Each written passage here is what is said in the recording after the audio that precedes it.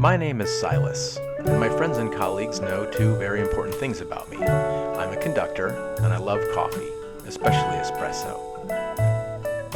No matter where I travel in the world, the first thing I try to do is find the best coffee shop and learn about the local coffee drinking habits.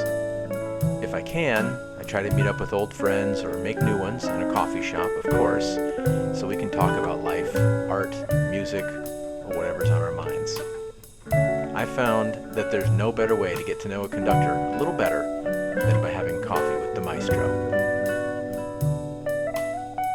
Today I'm having coffee with Tiffany Chang. I met Tiffany 10 or 11 years ago in New York City, and now she's the visiting assistant professor of conducting at Oberlin Conservatory and also assistant professor at Berklee College of Music in Boston. We recently reconnected when we were co-guests on a webinar, and so I'd like to call her and talk to her a little bit more today. I'm gonna go get a coffee.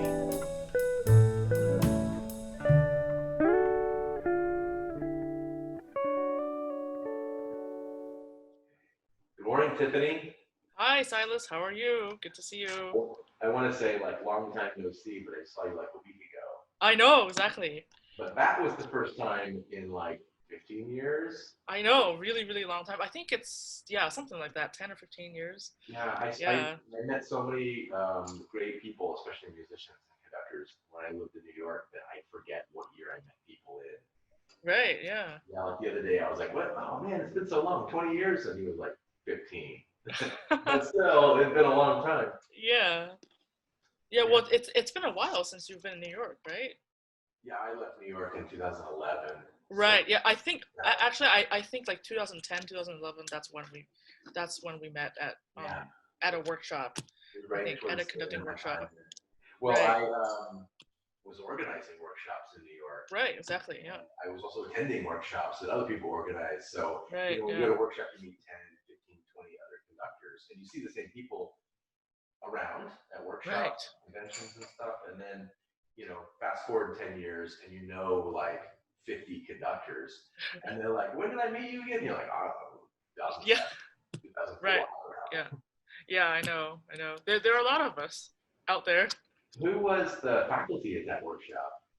I think it was Kirk Trevor. It was Kurt. Yeah, Yeah, I think so. Yeah, and it was with I think it was with your orchestra, the right. Yeah. Astoria Symphony. Yeah. Yeah. Well, that narrows it down a little bit. Yeah. Well, Yeah, but I'm I don't think that was the only one. I think we met at a couple. yeah. Yeah. So. And you probably went to a couple of those roundtables at the New York Phil and stuff like that. Yeah. Right. Yeah. And I love those. And I don't know of another orchestra in America that does exactly that. I mean, there's a lot Yeah. of orchestras you can get into rehearsals on, or if they invite student conductors or even Right. general public to their rehearsals. But the New York Phil does that awesome roundtable thing, and I would like that. Now the closest big city to me is Kansas City. Right. Yeah. It's really hard to get into rehearsals there. It's strange. Oh, really? Is that's interesting. Yeah. I mean, I know people in the orchestra that call me. I always say, "Well, I'll invite you. You can come with me sometime." But I've been trying to figure out how to get the direct line to the administration or the Uh music huh. director, and that ain't easy. Right.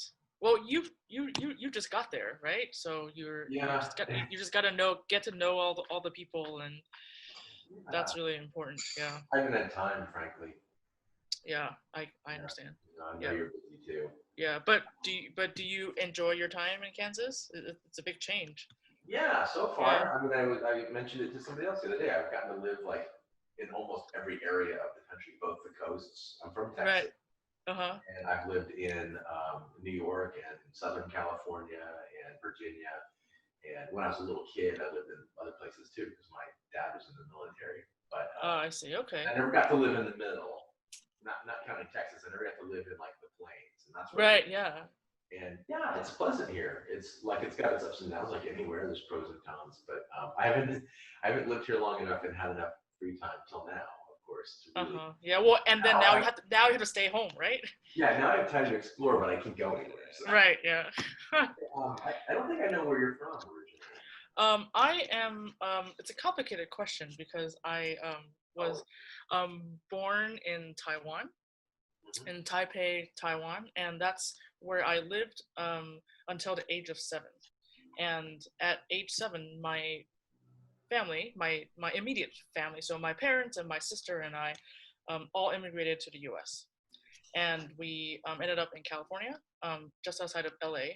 And I lived there from when I was 7 until end of middle school.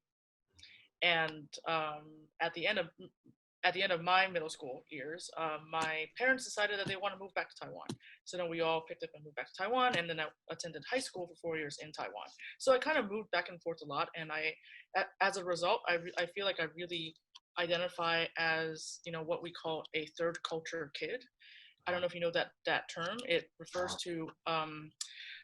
to people who feel like that they don't belong anywhere because of how they're culturally, because of how they have um, uh, how they have grown up in different cultures, and as mostly as a result of an expat lifestyle or a military lifestyle, and I mean, my parents were neither of those, but they just decided to move because they wanted to. But I end up feeling like, that I identify as being Taiwanese, as Asian, um, and also as American, but I haven't really fully grown up in either of those cultures. So I have kind of pockets missing of cultural identity. Like, there's some pop references that I don't know. I just don't know because I wasn't there in that time. Yeah, in both, right? Exactly, in both. So that as a result, I just don't feel like I fully, when I'm here in the States, I feel like I'm a foreigner in some ways. And then when I go back to Taiwan, I also feel like I'm a foreigner, even though I am from both places and I've grown up kind of equally in both places. So so it's interesting, and there's a whole worldwide global group of people who kind of identify as in this format, and it's and I mean, I'm very grateful actually to have had that lifestyle, because my I've gotten to meet a lot of people who are very globally minded and people from all over the world, and have friends who are now scattered all over the world as a result of having gone to a high school that is an international school. Mm-hmm. Yeah. Interesting. I never heard that term, and I think I understand what you Yeah. feel. I'm not I'm not a third culture kid. Did you say third culture? Yes. Yeah. Yeah. Not a Exactly. third Yeah. culture kid, but I Yeah. have a similar relationship with Texas because it's where I was born and mostly raised. But that's so interesting. Yeah. And so you were in the U.S. during like your formative years as a kid. Right. Yeah. So I was I came to the States when I started second grade. So second grade through eighth grade. That's when I lived in LA. And I remember, I mean, actually, I don't remember. I don't remember how I learned English, because I did not know English, in second grade. And so You just got it. I don't know how. I really don't remember. Like, I'm just like, it must be like just at that right age where you just kind of assimilate and you just learn by being in the environment. Sure.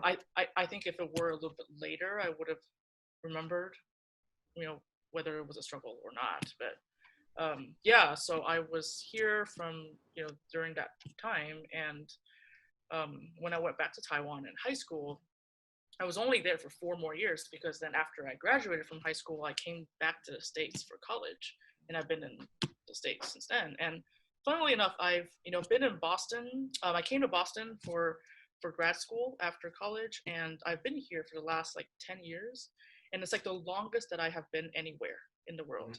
Like because I've moved around so much, so it's like 7 years here, 4 years there, and it's been like, I feel like Boston is like, it feels more like my home because I've been here for the longest in my life. Yeah, that's when you say that. That's how I feel about New York, because I lived in New York longer than anywhere as an adult.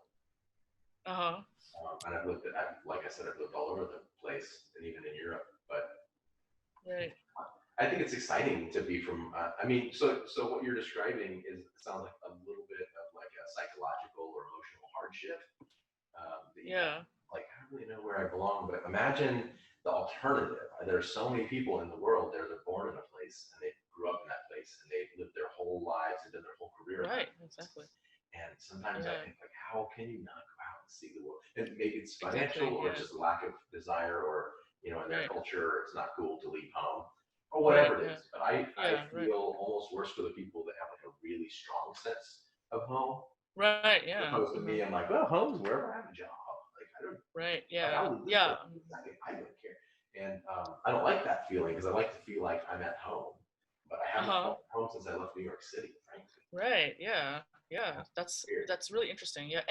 And I think that, as an artist and as a conductor, it's so important to be able to be flexible in like where you work and where you explore, and because there's just such a big world out there, and if you're really confined yourself to one location, then you're really missing out on everything else that's happening. Yeah. It's funny because as conductors, part of our job is being like the social, like the artistic ambassador for the area that you're working in. Right. And Yeah. sometimes I know that you live and work in two different places. It's let me see if I remember. You live in Boston and work in Boston. You also work in Yeah. Cleveland, Right. Ohio. Yeah. Yeah. And so in Cleveland, people, I suppose, people expect you to be like Miss Cleveland, right? Like you represent Cleveland, but you don't even live there. And a lot of conductors have that. And Right. anytime you're Yeah. taking a job interview too, they always ask like, "What will you do to become a part of the community?" And you're like, Right. "Find all the great restaurants and meet people and just be normal." I don't know. Right. Yeah. Yeah. Well, I think that it's so important that the conductor or the music director or the leader of an organization is visible in the community. But given this age of the internet and Zoom calling for the last 5 months, we're able to really be present in other ways Yeah. than just physical. And I think that will kind of open up a whole nother realm of how do you be visible? How can you help, or how can you be visible as an artistic leader in a community and not have to be physically present? I think that's a really interesting concept to think about. Yeah, and it ain't easy. And there's no right answer either, I don't think. Right. Yeah. For, And on the other hand, there's also a sense of, well, how can you stay connected to the community when the community is not really active right now in terms of business as usual? right now. Yeah. Right now. Very Yeah. question right now. Well, things are, unfortunately, a lot of stuff is on hold, so no one has asked me recently these questions. Well, are you excited about the fall and school starting again, or Well, kind it? of excited and kind of anxious, and kind of confused all at the same time. There's just not a lot of clarity right now in terms of my orchestral ensemble, what that's going to be like. And so conductors are like over planners. Like we Yeah, usually right. what we're doing 3 years from now, every weekend in the year 2024, I've got it on my, I know what's happening. Right. Yeah. A little bit, but not really. And so for conductors, it's really hard to live in this space where we just don't know what's going to happen in a month. Right. Exactly. Yeah. Are you feeling okay about it though? Well, I mean, I think I've kind of resigned to the fact that it's just going to be fluid, and I'm really thinking about I'm really grateful to have had these last couple of months as sort of dead time for me to just rethink the purpose of my ensemble and to really clarify our mission statement, like what we believe in, what we want to do, and to kind of clarify those structures so that when we pivot and when we have to pivot, we still have those foundational beliefs there. And so I've been thinking a lot about how do we create concert experiences that are not traditionally concert experiences. Yeah. I think that at Oberlin, a lot of what we're talking about is we will have concerts, but we will not have any audiences or very few audience members who have to be there because they're jury members for a recital, or or they're faculty members who have to be there because of a student's recital, or family members who have come to watch something. So I'm thinking, if we're going to be having performances live stream with no audience, that is like the most boring thing that I can think of doing. And so I'm thinking about how could we create alternate concert experiences that are not like everyone get on stage like dressed in the concert gear and like playing like 75 minutes worth of music. So I'm trying to think about, okay, well, what if we have like a concert day where we have people, small groups, different ensembles performing outside throughout the day, and have to be like an event where people can walk by and kind of enjoy the music and visibility for the orchestra, right? And have it be just sort of non-conventional thing where people can, um, can engage via social media. We can live stream it, or have some kind of digital engagement surrounding that kind of an event. We can pre-record stuff and then mix it later to present it in a digitally interesting way, rather than just like the traditional, let's live stream this performance. So I'm like in the middle of thinking about all of those possibilities, and and in a week or so, when I have more of these ideas, I will kind of solicit the orchestra and get them to kind of also be thinking about what are some of these creative alternatives, because I admit that I don't have all the answers, and I really think that everyone is creative, and if I can get the orchestra members involved in the creative process, they're likely going to want to commit and really feel like they own whatever it is that we create. And that's something that's really, I think, important to how I want to build this ensemble, is that everyone is in it, and it's a community where everyone values everyone else's work. Yeah. Yeah. Cool. A lot of people are trying to tackle these same problems. Right. Yeah. But I really have no idea. Like, I really have no idea what the repertoire is going to be, and I was brainstorming yesterday with my director of bands colleague at the university I work at. We were talking about repertoire. Yeah. He knows a lot about orchestra stuff, so he was giving me some pretty good ideas, and then I was telling him what I was thinking, and then we were Googling. We were on Zoom, but we were Googling stuff together. And I just think it's so funny because for me, school starts in about a month, really. Right. Maybe Yeah. a little more than a month. Yeah. I, like you, I haven't really settled on repertoire. And can you imagine before COVID, if someone said, "What are you going to do this fall?" and you're like, "No idea." I don't know. Like that's crazy. Not right. Yeah. Right. Exactly. You're not doing your job if you don't know what you're doing in the fall. But right. I've gotten pretty cool with just waiting to see. That's good. Yeah. Yes, and at the last second, I can go like, boom, this is what we're doing. Right. Yeah. Yeah. I think that's sort of where I am too. I'm just ready to be flexible and ready to just do whatever. But I think, I think about this every single day. I think about the alternatives. I think about the possibilities. So I think that it's important to have things brew in your head, and who knows what happens in this complex brain of ours, right? Like if you put a thought in there and just like kind of not think about it for a while, your brain is kind of brewing it, and then like 3 months down the line, you might have this brilliant idea that stemmed from something that you put in there. And I really believe and I trust that in myself. Yeah. So I'm just kind of waiting for something to kind of appear. But for you, do you have any like concrete guidelines in terms of how your orchestra can function? Yeah. My university has given me lots of concrete guidelines every week. New guidelines. Right. So that essentially is the problem, is that in May, the university decided what it's going to do in the fall, and then in June it again 3 times, and the guidelines keep changing. But that's just going to happen as we get closer and closer, because 2 months out or 3 months out, it's kind of impossible to know what the situation is going to be on August 20th, for example. Right. On August 15th, we have a much better idea than on June 15th.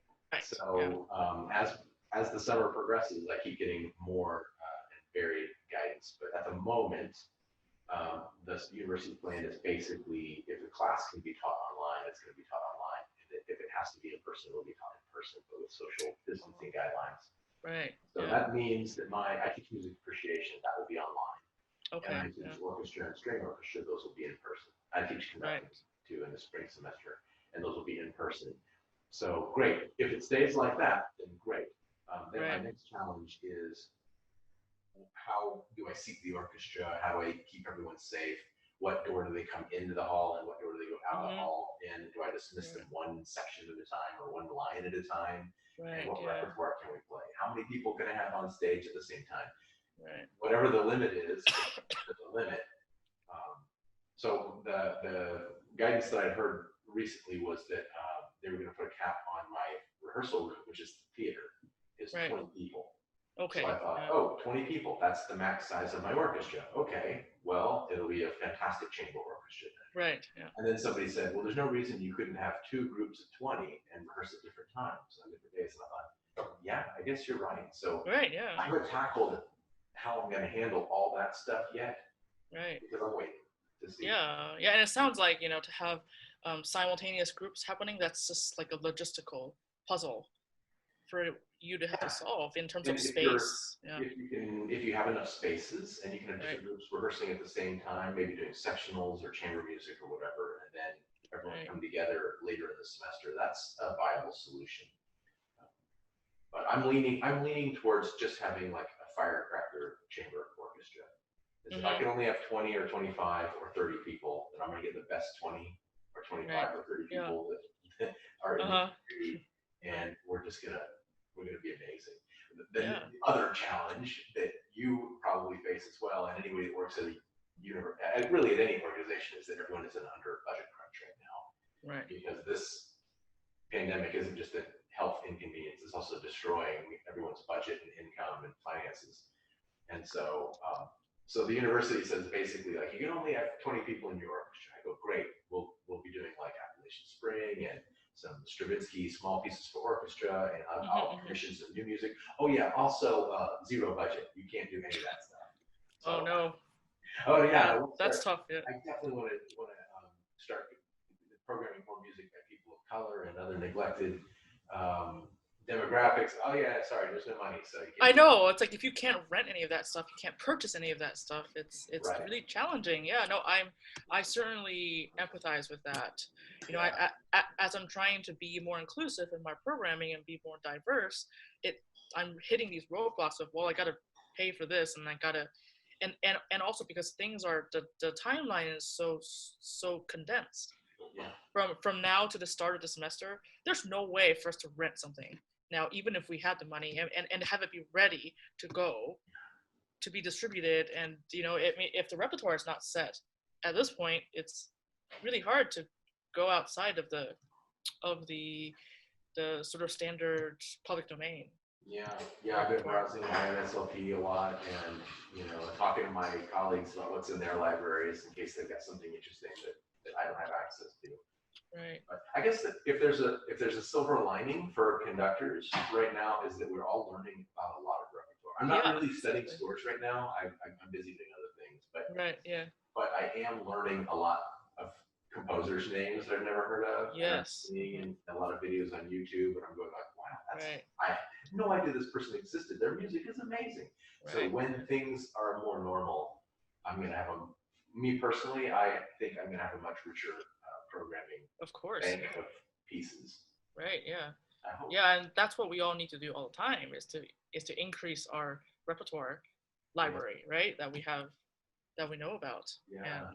And I'll ask you an unpopular question because nobody likes this question. Yeah. Do you have a favorite composer or style of music, or is there like a genre that is that's your thing, like you do it really well? Yeah, absolutely. Yeah. I love answering this question because the answer is absolutely Mozart. Mozart. Oh, yeah, that is. Yeah, I mean,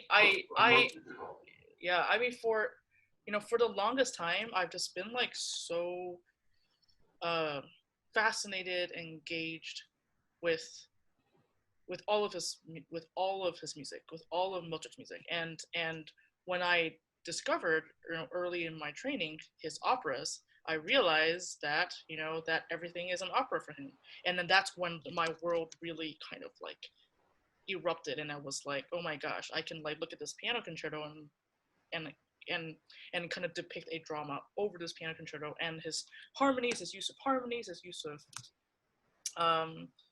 harmonic language is so distinctly his, I think, that, I mean, it just really I'm really attracted to it, and I find that when I work on Mozart, it's easy. Like it's so easy for me because and that's something that I don't feel with a lot of composers. I feel like I have to work hard at making Brahms work. I have to work really hard at making Stravinsky work, but Mozart just kind of comes naturally to me. So whenever somebody asks me that question, I always say Mozart because I just feel like I really connect with Not a hard that question. music. No, not. Yeah. I hate that question because there's I So want to many? do it all. I really want to do it all, Yeah. but I know I'm not good at all of it. So Right. there's stuff Yeah. I do better than other stuff. Composers I Right. like Yeah. than others. Yeah. Well, that's interesting because I mean, like, I think that we all, we all can be interested in so many composers and so many styles, but when we sit down and think about um, what we are really connected to, which composers we're really connected to, I feel like you can kind of start weeding out different composers and find the ones that you identify with, and you can still like all these other composers. You can still be good at performing all these other composers, but it's just like people relationships, right? Like you can have 10,000 friends, but you may really only connect with 3 or 4, and I think that's in a way it's similar. Well, I want to ask you the opposite question because it's Yeah. asking you to reveal a weakness, but I'll tell you. Oh yeah. I'll tell you what my weakness is Berlioz. Oh yeah. One of my weaknesses, because his music I think is great, but I just don't connect with Berlioz. Uh-huh. And when I conduct Berlioz, it's not that it doesn't go well, but it doesn't really go very well. Right, yeah. So I think it's just not in my bones, it's not in my blood. And then people who love Berlioz are like fanatic. And so if someone goes like, oh my God, I just love Berlioz, and I go, it's not for me. They freak out a little bit. My best friend's the Berlioz nut, and he's always like, how do you not like or understand Berlioz if you can do this Berlioz? Maybe one day it'll come to me. I haven't conducted a lot of Wagner, but there was a time in my life when I just didn't get Wagner, and now I get Wagner, and I love it, and I'm looking for opportunities to get that Wagner. Interesting, yeah. Maybe Berlioz will come. Yes, yeah, that's interesting. Yeah, I actually honestly have not done a lot of Berlioz. Like I've done some of his overtures. I've done Symphonie Fantastique, but I think that's like about it. And like I've studied his Requiem. I've conducted rehearsals for his Requiem, and yeah, I think French composers are mysterious to me in general. Just like I know how it works from a score study perspective, right? But to have something be emotional come out of it is challenging. This is for me. It's just not all French composers, just brilliant. Yeah, but since you mentioned Wagner, I think Wagner is like my weakness for me because I don't like Wagner actually, and I don't understand why all of his music has to be so grand, because I just find that I just find that I don't that I see a lot of excess, I guess, in his music, and that's partly why I love Mozart, is because everything is so distilled, and like there is a reason for everything to be on the page, right? And if I can find a reason for everything to be on the page, then I like kind of revere it as like this like perfect art, and that's what I'm attracted to personally. I think I felt the same way about Wagner, and what helped me was taking small bites. Yeah. So if you like, I've decided I'm going to try to understand Wagner, so I'm going to cycle. That's a fact.